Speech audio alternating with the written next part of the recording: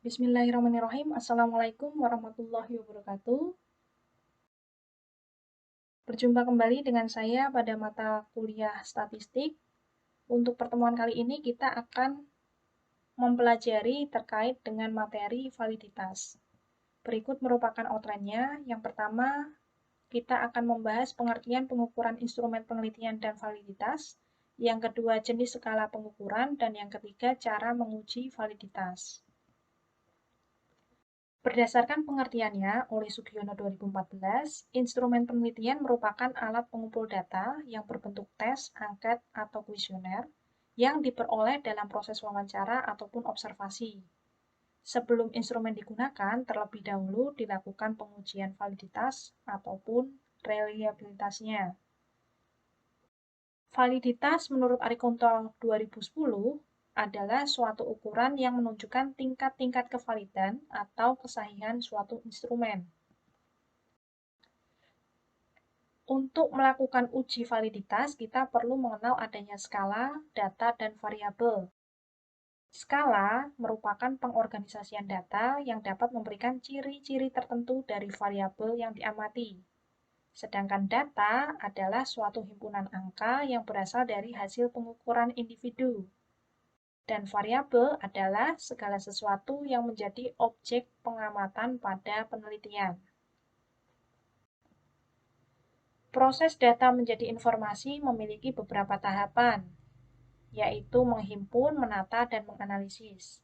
Di dalam proses data menjadi informasi, diperlukan data-data dasar yang ditujukan bagi responden yang nantinya digunakan sebagai identitas utama responden seperti nama, alamat, usia, pekerjaan, pendidikan, ataupun penghasilan, di mana penghasilan ini bersifat tentatif, karena penghasilan ini dapat dijadikan sebagai data dasar ataupun masuk ke dalam data penunjang atau pendukung dalam penelitian. Sehingga penghasilan ini apabila masuk kepada data penunjang atau pendukung penelitian, dapat dikembangkan lagi atau dapat digali informasinya lebih lanjut secara mendalam ataupun secara detail. Data perlu dilakukan pengukuran. Oleh karena itu, pengukuran di sini merupakan penunjukan angka-angka pada suatu variabel menurut aturan yang telah ditentukan. Berdasarkan kategorinya, tingkat ukuran terdiri dari 4, yaitu nominal, ordinal, interval, dan rasio. Tingkat ukuran nominal merupakan nilai-nilai numerik untuk mengkategorikan sesuatu. Sebagai contoh, pria dapat diberi tanda 1, wanita dapat diberi tanda 2. Sedangkan tingkat ukuran ordinal merupakan nilai-nilai numerik dalam hubungan skala kualitatif. Sebagai contoh, untuk pengukuran tingkat kepuasan, maka dapat menghasilkan nilai sangat puas, puas, agak puas, tidak puas, sangat tidak puas, di mana masing-masing nilai tingkat kepuasan tersebut dapat diberi tanda 5 untuk skor tertinggi dan diberi tanda 1 untuk skor terendah. Selanjutnya, untuk tingkat ukuran interval adalah pengukuran berdasarkan skala kuantitatif yang tidak memiliki nilai 0 absolut. Sebagai contoh, tahun 2000 terjadi 1500 tahun setelah tahun 500. Sedangkan tingkat ukuran rasio merupakan pengukuran berdasarkan skala kuantitatif yang memiliki nilai 0 absolut. Sebagai contoh, dalam pengukuran jarak, pengukuran pengklasifikasian penghasilan, dan pengukuran panjang. Berdasarkan jenis skala pengukuran, yang akan kita bahas ada 4. Yang pertama skala rating atau rating scale, yang kedua semantik diferensial, dan yang ketiga skala Likert, sedangkan yang terakhir adalah skala Goodman atau skalogram. Rating scale atau skala rating merupakan data yang diperoleh berupa data kuantitatif, kemudian mentransformasikan data kuantitatif tersebut menjadi data kualitatif. Sebagai contoh, untuk melihat kenyamanan ruang kuliah ataupun kebersihan ruang kuliah, perlu dilakukan penilaian dengan nilai 5 sampai dengan 1, di mana skor 5 sampai dengan 1 dapat dikualitatifkan melalui deskripsi ataupun uraian penjabaran dari nilai tersebut. Selanjutnya, semantik diferensial digunakan untuk mengukur sikap tidak dalam bentuk pilihan ganda ataupun checklist, tetapi tersusun dari sebuah garis kontinum di mana nilai yang sangat negatif terletak di sebelah kiri dan nilai yang sangat positif terletak di sebelah kanan. Sebagai contoh, dengan pertanyaan bagaimana tanggapan saudara terhadap pelayanan kampus ini, maka apabila menjawab sangat buruk dengan nilai 1 terletak di sisi sebelah kiri. Sedangkan apabila menjawab tanggapan atau memberikan nilai positif pada pertanyaan tersebut dengan skor 5, maka dapat diletakkan pada sisi sebelah kanan, yaitu sangat baik. Selanjutnya, untuk langkah semantik diferensial, beberapa kriteria yang perlu diperhatikan. Yang pertama, yaitu menentukan konsep atau objek yang akan diukur. Yang kedua, memilih pasangan adjektif yang relevan. Dan yang ketiga, skor buat seseorang responden adalah jumlah skor pasangan adjektif. Sebagai contoh, untuk mengukur sikap petani dengan adanya program pemberdayaan masyarakat, maka turunan dari konsep atau objek tersebut bisa diturunkan dari beberapa pertanyaan yang menghasilkan pasangan adjektif seperti sangat buruk, sangat baik, sangat tidak berguna, sangat tidak menguntungkan, sangat menguntungkan, sangat tidak menyenangkan, sangat tidak bermanfaat, sangat bermanfaat, sangat berat, sangat ringan, sangat pasif, sangat aktif. Di mana turunan pertanyaan ini bisa dikategorikan lagi atau digolongkan lagi apakah di situ pertanyaan-pertanyaan ini terkait dengan perannya, ataukah kelayakannya, ataukah keuntungan atau hasil yang diperoleh terkait dengan sikap petani terhadap program pemberdayaan masyarakat. Selanjutnya kita masuk pada skala Likert. Jadi skala Likert ini digunakan untuk mengukur sikap, pendapat, dan persepsi seseorang tentang fenomena sosial. Bentuk instrumen penelitian pada skala Likert biasanya berupa checklist atau pilihan ganda. Sebagai contohnya, bentuk checklist pada skala Likert biasanya dituangkan dalam bentuk tabel, di mana di dalamnya terdapat pertanyaan dan opsi pilihan jawaban yang ditujukan bagi responden. Opsi pilihan jawaban tersebut biasanya apabila dilakukan penyingkatan pada opsi jawaban akan dituliskan pada keterangan di bawah tabel yang disediakan. Selain itu, pada bentuk checklist ini memang diperlukan petunjuk pengisian bagi responden. Apakah pengisiannya dilakukan dengan checklist atau memberikan tanda centang. Kemudian, dari opsi jawaban tersebut perlu diberikan skor, di mana skor-skor tersebut apabila bernilai tinggi dapat diberikan skor 5 dan bernilai kecil dapat diberikan skor 1. Sebagai catatan bahwa untuk skor tidak wajib atau tidak harus disertakan pada instrumen penelitian. Skor tersebut bisa dialokasikan pada saat pengolahan data atau kompilasi data terkait dengan pengkodean di dalam instrumen penelitian yang dilakukan. Selanjutnya, untuk contoh bentuk pilihan ganda pada skala Likert, di sini terdapat pertanyaan dan opsi pilihannya. Sebagai contoh, pertanyaannya, prosedur kerja yang baru itu akan segera diterapkan di perusahaan Anda. Kira-kira opsi jawaban yang tersedia adalah sangat setuju, setuju, ragu-ragu, tidak setuju, dan sangat tidak setuju, di mana masing-masing memiliki skor, mulai yang tertinggi bernilai 5 dan yang terendah bernilai 1. Selanjutnya kita masuk pada skala Gatman atau skalogram. Skala Gatman ini didapat dari jawaban yang tegas atau memberikan respon yang tegas yang terdiri dari dua alternatif jawaban, seperti ya atau tidak, benar atau salah, baik atau buruk, pernah atau belum pernah, punya atau tidak punya, dan lain sebagainya.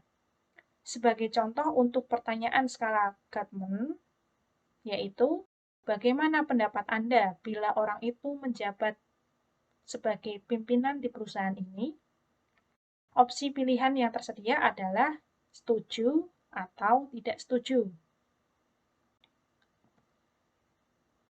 Untuk langkah pengukuran skala Gatman, ada beberapa langkah. Yang pertama, perlu melakukan penyusunan pertanyaan untuk mengukur variabel yang diteliti, kemudian melakukan pretest pertanyaan dengan sampel kurang lebih 50-an ya responden, kemudian perlu menyingkirkan atau mengeliminasi pertanyaan-pertanyaan ekstrim yang disetujui atau tidak disetujui oleh 80% responden, kemudian perlu menyusun jawaban pada tabel Gatman, di mana baris menurut urutan skor besar ke kecil, sedangkan kolom disusun berdasarkan pertanyaan yang paling banyak jawaban sampai dengan paling sedikit. Kemudian melakukan proses hitung koefisien, yaitu koefisien reprodusibilitas atau KR dengan nilai lebih dari 0,9 dan koefisien skalabilitas atau KS dengan nilai lebih dari 0,6, maka dapat dikatakan diterima. Selanjutnya adalah skor skala Gatman dihitung dari jumlah jawaban ya dari total pertanyaan. Untuk lebih jelasnya, kita dapat mendemonstrasikan langkah skala Gatman ini. Berikut merupakan skala pengukuran untuk Gatman atau skalogram. Biasanya tersedia hasil rekapan sebagai berikut yang telah disusun berdasarkan langkah pengukuran skala Gatman, yang terdiri dari nomor pertanyaan atau butir atau item, kemudian terdiri dari respondennya. Sesuai dengan langkahnya, maka perlu dieliminasi atau disingkirkan dulu pertanyaan yang membuat banyak error sesuai dengan kebutuhan, kemudian perlu mengurutkan berdasarkan baris dan kolomnya, dengan keterangan jawaban ya memperoleh nilai 1 dan jawaban tidak memperoleh nilai 0. Kemudian selanjutnya adalah proses perhitungan. Untuk proses perhitungan, setelah dilakukan sesuai dengan langkah, maka yang perlu dihitung adalah nilai TN. Di sini nilai TN merupakan jumlah jawaban responden. Jawaban responden ini, setiap respondennya perlu dihitung, kemudian dilakukan penjumlahan total. Ternyata dari responden yang ada, dari pertanyaan yang disajikan, nilai TN-nya untuk skala Gatman ini adalah 71. Kemudian, selanjutnya adalah menghitung nilai atau jumlah errornya. Jumlah error diperoleh dari jawaban atas pertanyaan yang disajikan. Misalkan pada responden M di sini jawaban ya tadi bernilai 1 dan tidak bernilai 0, ternyata di sini berdasarkan urutannya untuk responden M di sini setelah diurutkan dan dieliminasi jika dibutuhkan, urutannya di sini adalah menjawab ya, kemudian tidak, dan ya. Maka di sini terdapat kekosongan dari penilaian nomor pertanyaan pada nomor 2. Maka bisa dihitung bahwa nilai error pada responden M adalah 1. Selanjutnya untuk contoh pada responden G. Pada responden G ini tertulis nilai error 2 karena di sini terdapat 2 kekosongan atau menjawab tidak pada nomor pertanyaan 1 dan 7. Maka jumlah errornya adalah 2. Begitu pula pada responden C. Pada pertanyaan nomor 3, terdapat kekosongan atau menjawab tidak. Selanjutnya diikuti dengan menjawab ya dan ya. Maka di sini ada kekosongan, sehingga nilai errornya adalah 1. Setelah dilakukan perhitungan error pada masing-masing responden, maka perlu dilakukan penjumlahan errornya dengan total 6. Setelah itu, perlu dilakukan perhitungan nilai N. Nilai N di sini adalah jumlah pertanyaan dikalikan dengan jumlah responden. Jumlah pertanyaannya ada 7, kemudian respondennya ada 15. Maka dikalikan menghasilkan jumlah N sejumlah 105. Setelah dilakukan pada rekap data ini, selanjutnya perlu dilakukan perhitungan koefisien, baik koefisien reprodusibilitas atau KL, dan koefisien skalabilitas atau KS. Untuk perhitungan atau rumus KR yaitu 1 dikurangi jumlah kesalahan dibagi dengan jumlah pertanyaan dikali jumlah responden, atau dapat menggunakan rumus KR sama dengan 1 dikurangi error dibagi dengan nilai N, di mana 1 dikurangi errornya ada 6 dan nilai N-nya adalah 105. Maka dapat dihasilkan nilai KR-nya adalah 0,94. Karena nilai KR yang dihitung lebih dari standar perhitungan atau nilai KR 0,9, maka dapat dinyatakan koefisien reprodusibilitas atau KR-nya cukup baik digunakan. Selanjutnya, perlu melakukan perhitungan koefisien skalabilitas. Skalabilitas ini memiliki rumus 1 dikurangi jumlah kesalahan dibagi jumlah kesalahan yang diharapkan, atau dapat menggunakan rumus KS sama dengan 1 dikurangi E errornya dibagi dengan X.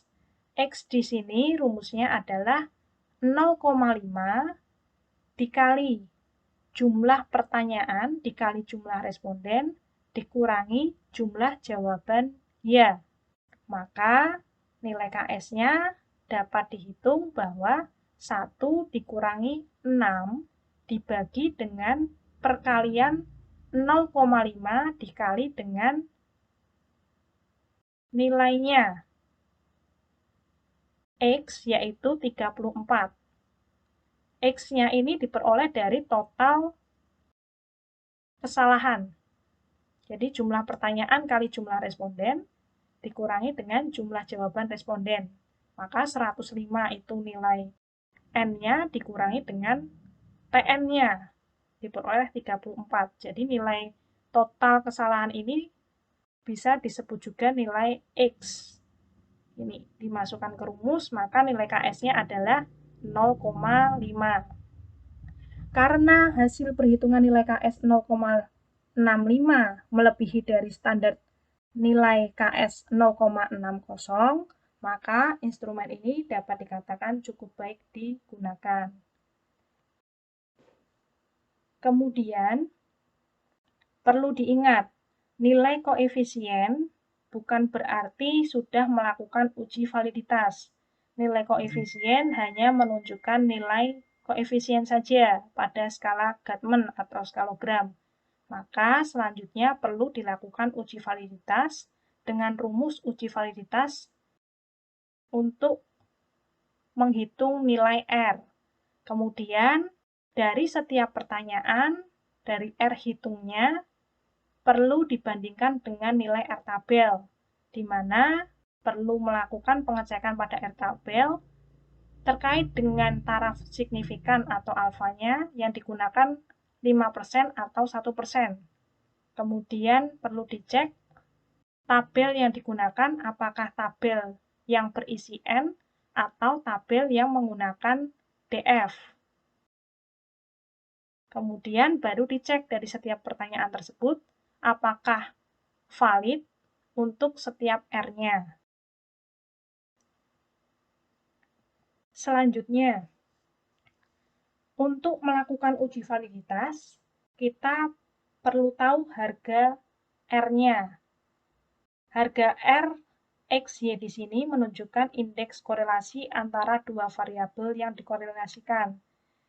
Jadi, uji validitas ini menggunakan rumus korelasi produk momen atau korelasi Pearson.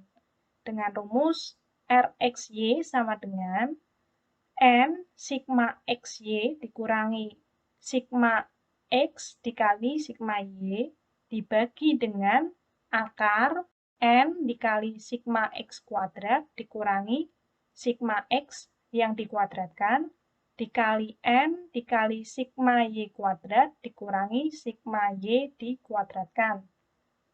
Sehingga kita dapat mempertimbangkan hasilnya ketika nilai R ada korelasi atau tidak, dan biasanya ditunjukkan dengan besarnya angka di belakang koma.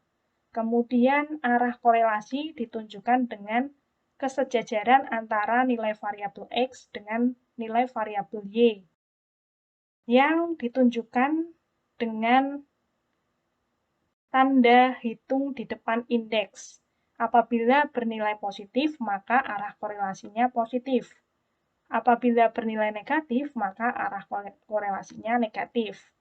Sedangkan besaran korelasi biasanya menunjukkan kuat atau tidaknya atau mantap tidaknya kesejajaran antara dua variabel yang diukur korelasinya jika mendekati angka 1. Kemudian pengujian validitas instrumen menurut Sugiono 2014 terbagi menjadi 3, yaitu pengujian validitas konstruksi, yaitu merupakan pengujian validitas yang dapat digunakan berdasarkan pendapat dari ahli. Instrumen yang diukur biasanya berdasarkan teori tertentu dan selanjutnya dikonsultasikan dengan para ahli. Yang kedua, pengujian validitas isi, yaitu instrumen yang berbentuk tes dengan membandingkan antara isi instrumen dengan materi pelajaran yang diajarkan. Dan yang ketiga, pengujian validitas eksternal, yaitu membandingkan antara kriteria yang ada pada instrumen dengan fakta-fakta empiris di lapangan. Untuk langkah pengujian validitas, di sini ada 4. Yang pertama, mendefinisikan secara operasional konsep yang akan diukur. Yang kedua adalah melakukan uji skala pengukur pada sejumlah responden dan biasanya minimal 30 orang. Kemudian yang ketiga, mempersiapkan tabel tabulasi jawaban. Dan yang nomor 4 ini yang paling utama, melakukan perhitungan korelasi antara masing-masing pertanyaan dengan skor total menggunakan rumus teknik korelasi atau produk momen. Berikut merupakan demonstrasinya atau perhitungan korelasinya. Sebagai contoh, ada jawaban responden terdiri dari 10 butir atau item pertanyaan dengan 10 responden. Kemudian perlu dilakukan perhitungan korelasi. Untuk perhitungannya, dengan mencari jumlah setiap responden dulu, kemudian melakukan perhitungan produk momen untuk setiap pertanyaan. Jadi misalkan untuk mencari R1 atau produk momen pertanyaan 1, maka dimasukkan rumusnya produk momen atau korelasi Pearson, kemudian perlu dilakukan perhitungan jumlah, ya kan? R1-nya diambil dari pertanyaan nomor 1. Pertanyaan nomor 1 di sini sebagai X1, kemudian jumlahnya, jumlah yang di total dari seluruh pertanyaan, 10 pertanyaan itu sebagai nilai Y. Kemudian perlu dihitung nilai X kuadratnya, Y kuadrat, dan XY-nya. Kemudian lakukan perhitungan untuk seluruh pertanyaan. Yang membedakan perhitungan nantinya adalah nilai X dan nilai Y. Ketika Y jumlahnya tetap, ya berarti nilai Y-nya hanya tetap satu saja ini. Namun, yang perlu dilakukan perhitungan adalah nilai X-nya, karena ada 10 pertanyaan. Setelah dilakukan perhitungan nilai R, barulah melakukan perbandingan nilai R hitung terhadap R tabel. Dengan cara bagaimana? Dengan cara R tabelnya perlu kalian cek atau kalian lakukan perhitungan dengan melihat taraf signifikan. Nilai alfanya yang ingin digunakan 5% atau 1%. Kemudian perlu dicek juga tabelnya, apakah kalian menggunakan tabel N atau tabel DF. Ketika menggunakan tabel N, maka N-nya di situ adalah jumlah responden. Sedangkan kalian menggunakan tabel DF, maka rumus pada tabel DF adalah N-2. Ketika di situ ada respondennya 10, maka 10 dikurangi 2. Kemudian baru dicek dari setiap pertanyaan atau nilai R hasil produk momen kira-kira valid atau tidak valid. Seperti itu. Baik, saya kira cukup untuk pertemuan validitas kali ini. Semoga memberikan pemahaman yang cukup dan kalian lebih mudah di dalam mengerjakan soal. Baik, saya cukupkan pertemuan kali ini. Sampai bertemu lagi di kesempatan berikutnya. Assalamualaikum warahmatullahi wabarakatuh.